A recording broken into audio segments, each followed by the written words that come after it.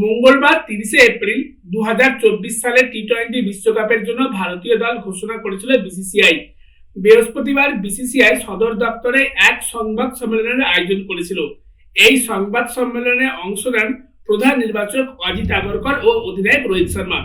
এই সময় অনেক গুরুত্বপূর্ণ প্রশ্নের উত্তর দেন রোহিত এবং আগরকর। সেই সংবাদ সম্মেলনে বিরাট কোহলিকেও প্রশ্ন করা হয়েছিল অজিত আগরকর ও রোহিত শর্মার কাছে। মূলত কোহলির স্ট্রাইক রেট নিয়ে প্রশ্ন করায় হাসতে শুরু করেন রোহিত শর্মা। একই সঙ্গে জবাব দেন অজিত আগরকর।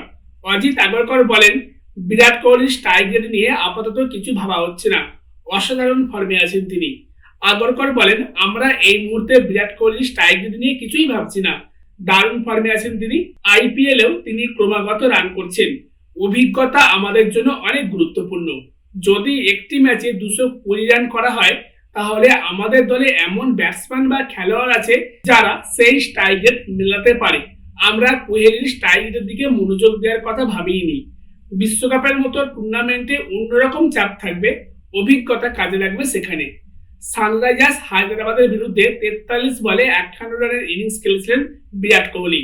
এই সময়কালে তার স্ট্রাইক রেট ছিল 118.60। এই কারণে বিরাট কোহলিকে নিয়ে ব্যাপক সমালোচনা শুরু হয়েছিল। এরপরে তিনি 159.09 স্ট্রাইক রেটে 44 বলে 70 রানের অপরাজিত ইনিংস খেলেন গুজরাট টাইটান্সের বিরুদ্ধে এবং এই ইনিংসের মাধ্যমে সমালোচকদেরকে জবাবও দেন। এটা ঠিক যে বিরাটের মতো খেলোয়াড়কে স্ট্রাইক রেট দিয়ে বিচার করলে ভুল হবে, কারণ বিরাটের ধারাবাহিকভাবে রান করা এবং অভিজ্ঞতা বিশ্বকাপের মতো গুরুত্বপূর্ণ মঞ্চে দরকার হবে ভারতীয় দলের জন্য। যাই হোক, আজকের ভিডিও এখানে শেষ করলাম। ক্রিকেট সম্বন্ধে যাবতীয় ভিডিও পাওয়ার জন্য চ্যানেলটিকে সাবস্ক্রাইব এবং ফলো করে রাখুন। ধন্যবাদ।